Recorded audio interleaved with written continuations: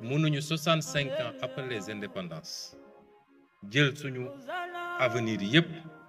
wéer ko ci liy jóge bitim réew moo xam dañ ñu koy labal ci anam yoo xam ne métti na ci ñun suñuy sëtaat di daw walla dañuy tàllal loxo di ñaan réew muy doxee noonu mooy réew moo xam ne optewul pour le développement. mën ngeen dégg ñu ne ñoom de lépp la ñu bëgg a taxé bu ngeen seetee li ñu def fexe nañu ba li nga xam ne mooy lu essentiel ci dundu Sénégalais laaluñu ceeb laaluñu diwlin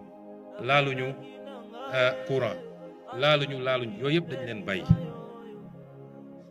waaye muqi mi mën nañ cee laaj xaalis ndax du lu essentiel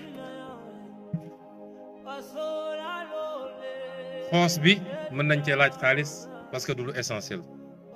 ak yeneen yoo xam ne niñ ko tëggee nit ki koy def imma du ko yëg bu koy def parce que taxe indirecte la c'est indolore wala même bu ko yéegee njëriñ bi mu koy jural moo ëpp solo ndax ki nga xam ne génne na pour am bail wala titre foncier mu war koo téye giiru dundam bu fi jógee jox ko doomam kooku jox ko sëtam loolu njëriñ gi mu koy dund jural moo ëpp solo li mu jotoon a génne pour am loolu kon fexe nañu ba dugal ci yërmande waaye faw effort am réew bu tabaxu ci kenn ku ne di xaar moroomam def wala ñu jàpp ni président Bassirou Diomaye Faye mooy ubbi benn robinet njaga ñaaw milliards yi génn loolu mënul ne kenn ku ne ci ñun war na am lu mu ñàkk effort la bu ñu laaj sur une période ñaari at ak genn wàll bu ñu askan wi toppee ci li ñu wax ci la Sénégal di tegu ci yoon ba faw ndax erreur yi ñu defoon démb dootul am ci Sénégal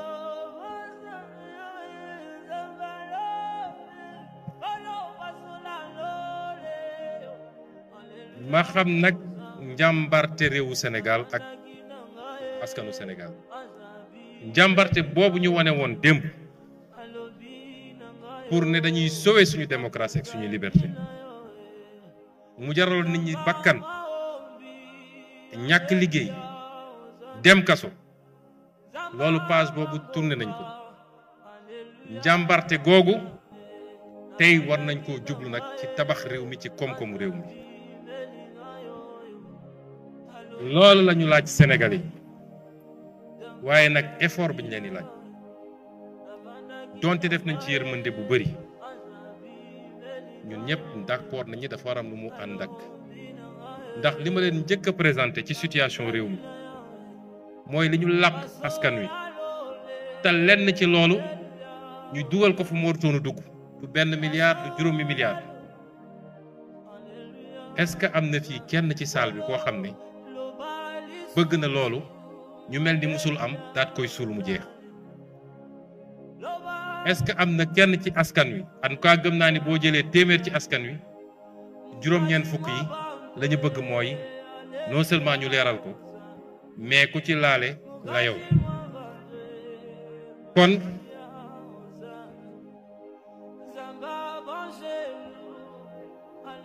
kon liggéey yooyu dañoo ànd ndax suñu ne woon rek sénégalais yi lii mun nañ ko def ñun ñëpp nañu ànd def effort te liñ ci jiital mooy effort yi état bi di def balaa ñu naan citoyen bi dundu état gi la ñu njëkk ne nañ ko xool effort yooyu mënoo ko laaj sénégalais yi ba pare ne leen dafa am yorin bu baaxul bu ñu yóbbu ba fii te doo layoog ñi def loolu kon sénégalais yi duñ la topp kon jot na suñu kattan suñu xam-xam suñuy waxtaan suñuy yitte ñu jël ko lépp concentré ko ci lii ndax lii mooy njëriñu réew mi de bañ divertissement yi bañ lu ñuy tardel bàyyiwuma ci élève bi baykat bi transporteur bi étudiant bi cadre bi kilifa diine bi bépp couche sociale bi nañu xam ni lii moo war a doon suñu yitte ci ñetti at yi ñu jëm buñ ko defee Sénégal texe ba faw ñu ngi leen di gërëm leen sant